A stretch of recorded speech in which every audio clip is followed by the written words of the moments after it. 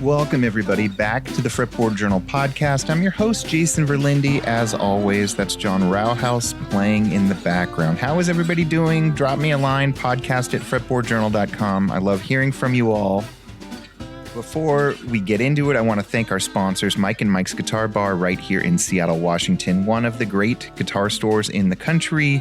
You should be following them if you aren't yet, and please tell them the Fretboard Journal sent you. Second, I want to thank Peghead Nation, one of the best online portals around, filled with so many familiar faces from the Fretboard Journal podcast and the pages of our magazine. If you want to be a better acoustic guitar player, banjo player, or mandolin player, start there and then use the discount code Fretboard. You'll get your first month free. And then last, but definitely not least, our 2026 Fretboard Summit is taking place in just a few months, August 20th to 22nd in Chicago at the famed Old Town School of Folk Music. This is my version of Disneyland. This is where we all gather. Everybody who listens to this show, who reads our magazine, who has daydreamed about meeting some of the characters you've heard on this podcast, or folks who you've read about in our magazine. This is really a chance of a lifetime to meet all these people, to get your hands on Collings guitars that are prototypes only, to get your hands on new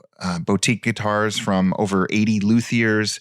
Chris Martin IV of Martin Guitars is coming this year. Josh Scott from JHS Pedals will be there, and so many others. It's just this incredible gathering, and everybody in the industry shows up because they know how much fun it is. And I want you all of you recreational players out there, to know you don't have to be a great player to attend. You don't have to be a pro. You don't have to be in the industry.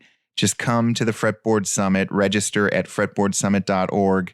And you will be a kid in a candy store of guitars. In terms of folks you've maybe heard on this podcast recently, Shane Parrish is going to be coming, doing his Autechre on acoustic guitar set. He's also going to be teaching for us. And then Michael Daves and Jacob Jolliffe, we just had them on the podcast. They're going to be performing as well, and countless others. You're going to be hearing a lot more Fretboard Summit announcements in the near future. I just wanted to let the cat out of the bag on those and remind you all that you should register while you can. It's plenty of hotel rooms in Chicago right now. Travel, at least from Seattle to Chicago, was still relatively affordable. So I encourage you all to go chase that down. So I'm going to do something a little different this time around. Usually we have a guest from the world of guitar. It's a player or a luthier or a collector or one of our contributors on this show.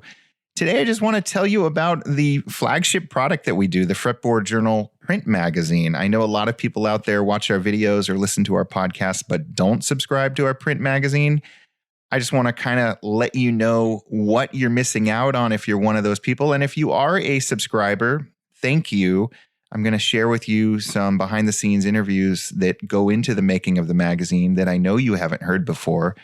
So I hopefully have something for everybody. For what it's worth, I started the Fretboard Journal with Michael Simmons 21 years ago because I was a rabid guitar fanatic and I had the guitar bug in a bad way. And I would go to the newsstand and I really didn't find a magazine that spoke to me personally. I love a whole bunch of different kinds of music. I love a whole bunch of different kinds of instruments. I love hearing about the history of instruments, but I also love hearing the human interest side of who is making these things. Who is collecting them? The guitar that's under the bed for decades but has the great story. I love tales like that. So 21 years ago, Fretboard Journal 1 came out. David Grisman, Mandolin Hero, was on the cover. We've been at it ever since, and our 59th issue is mailing to everybody right now. Jeff Tweedy of Wilco is on the cover of this issue. It's probably the third or fourth time that I've interviewed Jeff, and before we get into the rest of the issue, I'm just going to share with you this snippet about the Larson Brothers guitar that's on the cover of the Fretboard Journal. It's a fun interview. I think I did this back in 2022 with Jeff, and I thought it might shed a little light on Jeff and the cover and his gear obsession. Is there one guitar that you turn to? I mean, you have one of the world's great guitar collections at the Loft. Like, is there one that gets the lion's share of songwriting duty? Well, I mean, I always think of what I call number one 018, this 30s 018 that I've had since the 90s, that I bought when I was working on the Mermaid Avenue material because I never really felt like I had a guitar that sounded like Woody Guthrie's guitar to me. And even though it's not a guitar that, I don't think I've ever seen a picture of him with an 018. I've seen 017s and maybe even an 015 or something, but J45s for sure. But he, I don't know, I found this guitar on the wall at a guitar store in San Francisco. It was more than I'd ever spent on a guitar. And it was pretty beat up. So it wasn't like an astronomical price. It was just more than I'd ever spent. And it's been on almost every record since then. So it's, got square frets or whatever. Bar frets. Bar frets. And it's had to, it's been tricky to get it refretted a few times. And, it comes and goes. Sometimes it doesn't sound very good because it's like it's needing me to play it more to kind of like beat it down into the fretboard the way I play or something. So I get really bummed out sometimes when I have to have it fixed, Yeah. But in general, when it's singing, when it's making me happy, I can write like 10 songs a day on that thing. It's like it's a part of my voice or something. And then, but wow. There are other guitars that I actually have that kind of relationship with also. And then there are guitars that, as much as I love them, they just do not make songs for me. Is that a troubled relationship where you want it to give back?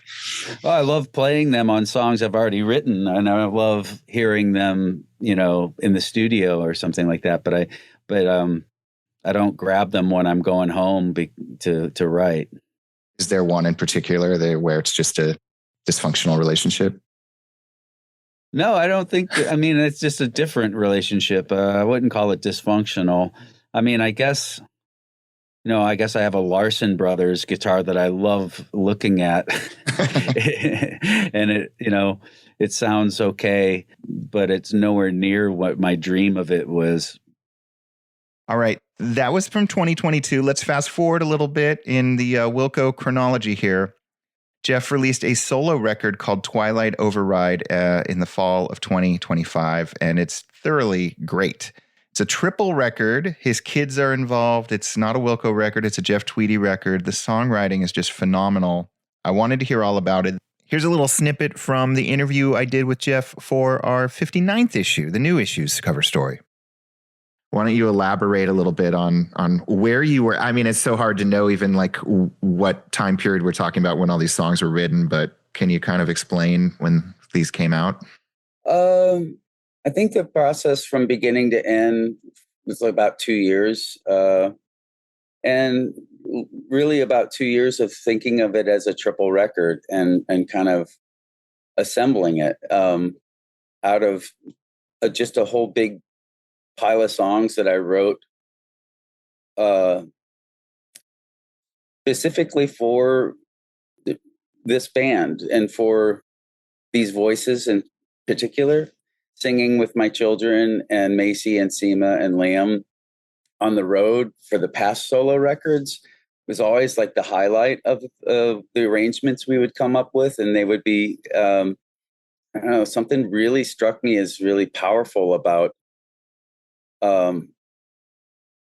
just writing music for that type of vocal arrangement, choral arrangement, not necessarily three women with microphones behind me singing background vocals or things like that, but just a real choral kind of, that's just the sound I heard in my head. So I wrote a lot of songs that have longer held notes than I would normally write, and things based around what you could do with my voice being of texture inside of a bigger voice, And so I just kept writing. Only a handful of things are things that were ever presented to Wilco. So it's not like the solo records kind of fall into two categories. I think sometimes it's a song that just didn't grab anybody in Wilco, and I still believed in it and worked on it. Sometimes it's something I never present to Wilco because it just feels like something that won't withstand a 6-piece band arrangement.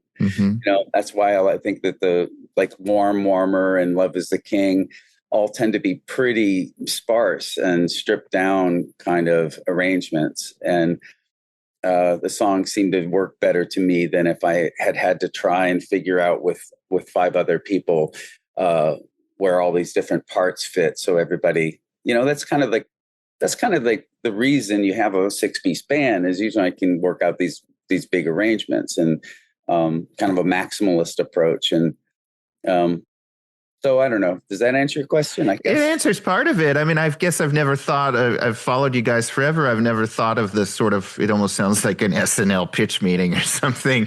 I've never thought of you like pitching the songs and engaging the reaction from the rest of the group. But of course that happens in every band.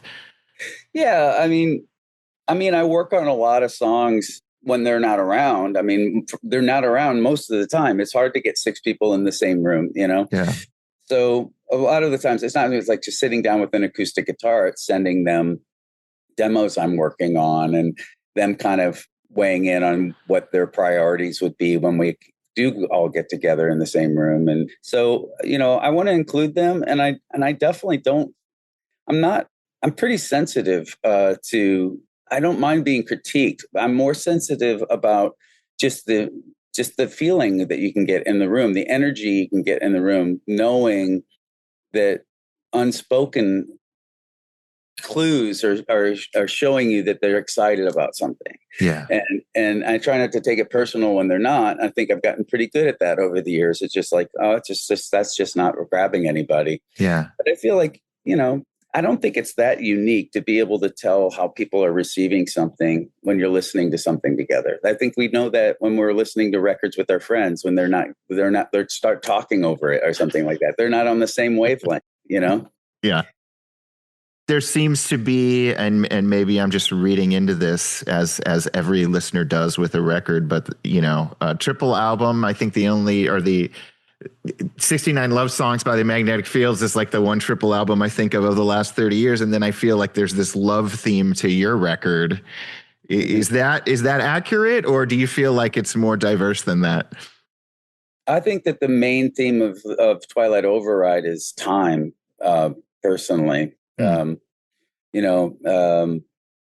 Mortality, the nature of time, the malleability of time, and maybe how it relates to our relationships, because, identity and relationships are probably the core obsessions in most of my songwriting, Sure. And maybe not just me, a lot of people. All right. So that was Jeff Tweedy, a little bit of the interview that went into the Fretboard Journal's 59th issue. I will include a link to our 59th issue, but I just want to also rattle off a couple of the stories that meant a lot to me. Bob Minner is a Fretboard Journal contributor. He's been with Tim McGraw, country superstar, for pretty much all of Tim McGraw's professional career. Bob has written for the magazine a bunch.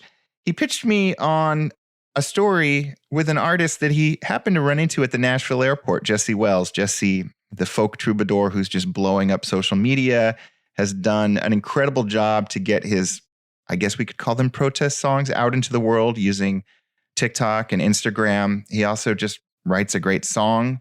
Bob and Jesse sat down. They talked about Jesse's rock bridge guitar. They talked about his songwriting process using the internet for good and so much more. It's a great interview. And then as Bob was wrapping that up, he and I started talking about this young adult novel from the 70s that influenced Bob in a big way and really set him down the bluegrass path. And I thought this was such a cool little tale.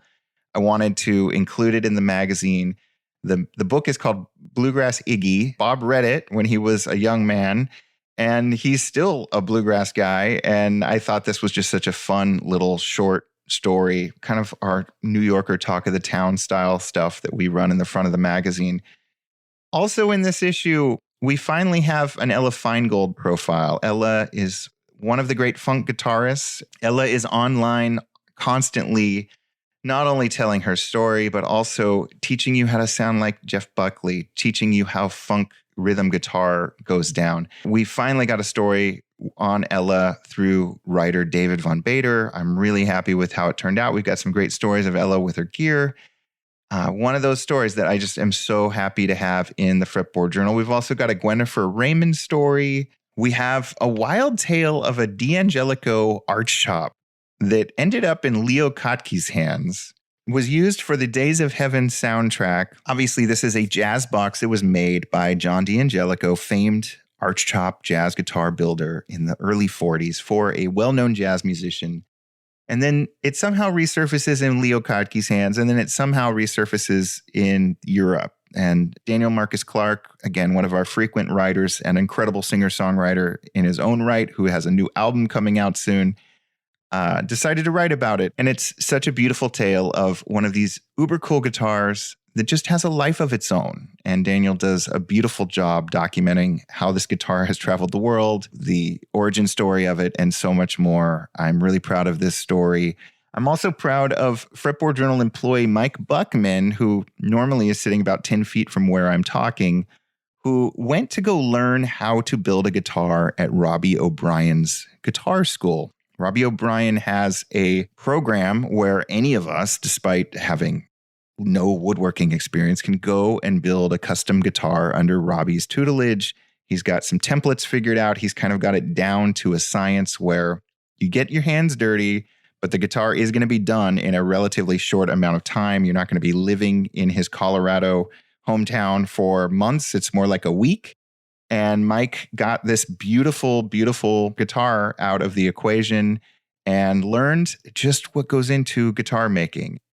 The other story that I'm going to highlight in, I guess, this sort of liner notes edition of the Fretboard Journal podcast is it's our 59th issue, and it doesn't take a rocket scientist to know that 59 is a very important number to guitar fanatics. The 59 Gibson Les Paul Sunburst is the most valuable electric guitar known to mankind. It is something we all drool over, and I am lucky enough to be here in the Pacific Northwest, where Emerald City Guitars in Seattle often has at least one, if not more, bursts from 58 to 60 in their showroom. So I drove down to Emerald City Guitars and I talked to Trevor Boone and Tyler Geske, their in-house luthier, about what they look for when a potential burst comes through their door. These are guitars that have been counterfeited up the wazoo over the years.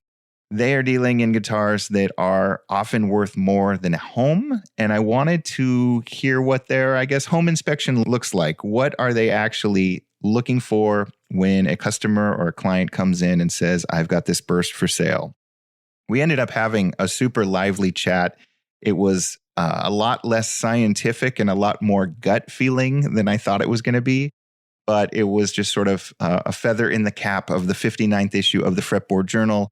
And rest assured, everybody, I'm not going to chase after any more weird dates tied into our issue number. It was just a fun way to include something in our 59th issue on the burst, which frankly, we don't often cover bursts in the Fretboard Journal. There are other magazines that have done that over the years, but I wanted to have a new slant on it. And Trevor and Tyler certainly gave us one. So like I said, our 59th issue is mailing to all of our subscribers right now. It is a reader-supported publication, which means that for 21 years, we have not chased advertising. There is roughly 10% advertising in every 128-page issue. And I say 128 pages because that never has varied in our entire print run. If you've gone to the newsstand, you've probably seen your favorite magazines shrink depending on how many ads they have. Our magazine has never shrunk because we care about you, our readers. You all support us just as much, if not more, than our advertisers do. So that's my commitment to you all. If you subscribe to the magazine, it's always going to be a robust 128 pages printed on keepsake paper, 9 by 11 inches. Current issue weighs in at, I think, 1 pound, 4 ounces, believe it or not. It is something that you will not be embarrassed to have on your coffee table. And most of our readers keep every issue that they ever get. It's just too nice to throw away. So that's my pitch to you all. The funny thing about publishing is while you're just opening the 59th issue for the first time, we're actually like midway through issue 60. That's going to be coming out this summer. It is an incredible issue. I just got to interview, no exaggeration, my all-time guitar hero, someone I have not featured in the magazine to date.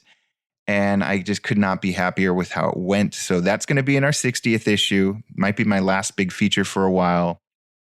And I hope you will subscribe to the magazine. I hope to see you all at the Fretboard Summit. Please shoot me a note, podcast@fretboardjournal.com, if you ever have any questions about anything. And let me know what you think of this episode. Do you love it? Do you hate it? Leave us a comment if you see this on social media, or just email me. I'm easy to get a hold of. Again, our 59th issue is out now. You've just heard a couple of quick sound bites from it, as well as me talking about some of my favorite stories. I could do a part 2 and probably even a part 3, because I think I only rattled off about a third of the stories so far. We have a New Truth About Vintage Amps podcast coming out very soon. And if you haven't checked out our YouTube channel, we have all sorts of fun videos going live, including our big 2026 Wintergrass Vintage Instrument Workshop. 90 minutes, 4 great players, and something like 50 rare and priceless vintage guitars and mandolins being played on stage. It's a lot of fun. Go check that out.